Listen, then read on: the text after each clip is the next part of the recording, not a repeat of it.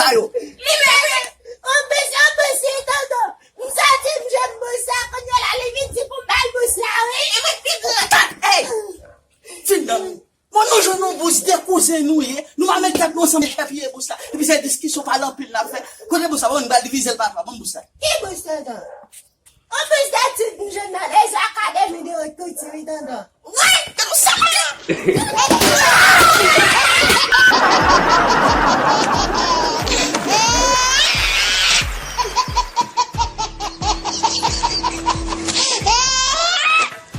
I'm